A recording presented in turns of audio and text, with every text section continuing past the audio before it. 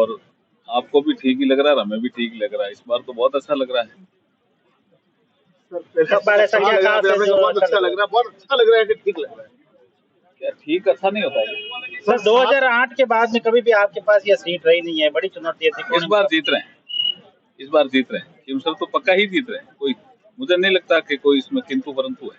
जीत रहे हैं। में से एक सीट अभी वर्तमान में भाजपा के पास थी और 6 कांग्रेस के पास थी। इस बार आप कितनी सफलता की उम्मीद है भजनलाल सरकार के कार्यकाल? देखिए, हम बेहतर प्रदर्शन करेंगे इस बार।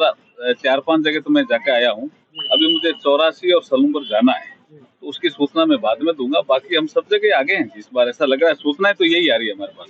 खीमसर को लेकर क्या?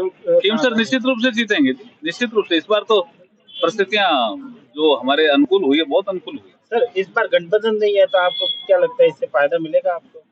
कांग्रेस का खीमसर में त्रिकोणीय मुकाबला जो हो गया है। देखिए, अल्टीमेटली क्या है जी, हनुमान बेनीवाल जी कांग्रेस को ही समर्थन दे रहे हैं ना।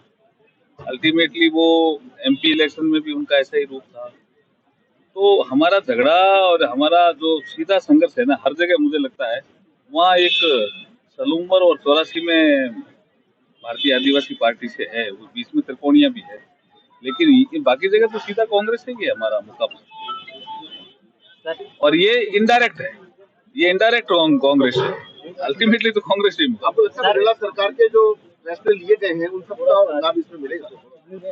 देखिए, भजनलाल जी ने, जैसे आपको यहाँ शायद जोधपुर में अशोक गहलोत जी बोल के गए होंगे ना, तो मैं वो चीज आपको बोल देता हूँ।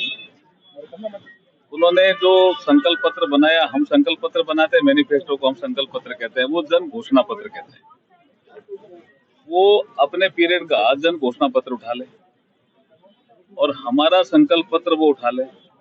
भजनलाल जी ने 10 महीने में जो संकल्प पत्र के काम पूरे किए हैं वो टिक कर लें, और उन्होंने 10 महीने में क्या किए वो टिक कर लें। उससे पता चल जाएगा कि हमारी गति बहुत आगे है विकास के मामले में। साहब, वक्फ बोर्ड पे गतिरोध बनाए थे पिछले के अंदर, क्या कहना चाहेंगे? क्या सरकार जिस इस बिल को लाके आगे पारित करवाना चाह रही है, क्या रहेगा?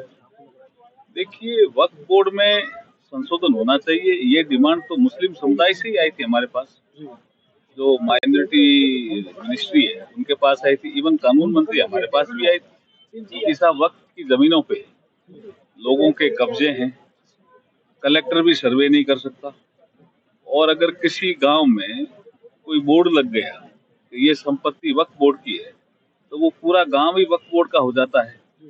तो ऐसे जो विसंगतियां पैदा हुई है, पार्लियामेंट में इसमें संशोधन का बिल लाना चाहिए, ये डिमांड मुस्लिम समुदाय से आई थी। अच्छा, इसमें अगर सुधार होता है तो सबसे ज्यादा फायदा मुस्लिम समुदाय को ही होगा, जो गरीब मुस्लिम समाज है, औरों को तो किसी को ही नहीं होगा। इसमें जो विरोध है वो राजनीतिक कारणों से है, तर्क संगत विरोध नहीं है, राजनीतिक कारणों से विरोध है। कश्मीर में जो 370 पे जो राजनीति हो रही है उमर अब्दुल्ला सरकार द्वारा, क्या कुछ उस पे? 370 पे अब क्या जो कुछ भी राजनीति करे, वो एक तो चीज कह रहे हैं जो मेरे ख्याल में उनको या तो ऐतिहासिक पहलू उनके समझ में नहीं आए। वो एक चीज कह रहे हैं कि बाबा साहब भीमराव अंबेडकर जी ने कब विरोध किया 370 का। मैं आपके माध्यम से कहना चाहता हूँ कि संविधान जब बन रहा था तो जितने भी अनुच्छेद संविधान में आए, उन सारे अनुच्छेद की पायलटिंग बाबा साहब डॉक्टर BR अम्बेडकर ने की, इंक्लूडिंग प्रस्तावना। कोई ऐसा अनुच्छेद नहीं है जिसकी पायलटिंग बाबा साहब ने नहीं की, जिसमें संशोधन पेश हुए उनकी रिप्लाई बाबा साहब ने नहीं की। 370 बाबा साहब से आपने पायलटिंग क्यों नहीं कराया? गोपाल स्वामी अयंगर से क्यों कराया आपने? यही तो सबसे बड़ा मुद्दा है। एक ऐसा आर्टिकल है जो बाबा साहब ने पायलटिंग नहीं किया, और बाबा साहब का इसमें कोई इनपुट नहीं है संविधान सभा की डिबेट में। तो ये अपना आप साफ नजर आता है कि अब ये अननेसेसरी की राजनीति कर रहे हैं। वो चीजें तो अब 370 तो चला गया जी, अब 370 आने की कोई संभावना नहीं है, दूर दूर तक संभावना नहीं है। वैसे भी वो इनजस्टिस पैदा कर रहा था। देखिए, अमर अब्दुल्ला जी को समझना चाहिए, आपने जलंधर से श्रीपुर समाज के आदमियों को बुलाया आपके दादाजी ने कि आप आइए, जम्मू की सफाई करिए, श्रीनगर की सफाई करिए, हम आपको पूरी सुविधाएं देंगे। बाद में आपने क्या निर्णय कर दिया कि जो कश्मीर में नहीं जन्मा वो कोई नौकरी नहीं लग सकता, तो बोला हम कहाँ जाएं? बोला आप सफाई करो, सफाई कर्मी रहेंगे।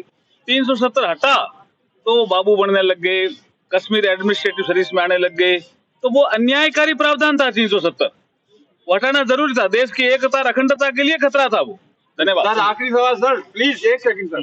सर पिछले 7 दिनों से जोधपुर में एक अनिता चौधरी हत्याकांड है, बॉडी 6 टुकड़ों में मिली थी, उसको लेकर परिवार वाले आप लोगों से उम्मीद कर रहे हैं, क्या लगता सर?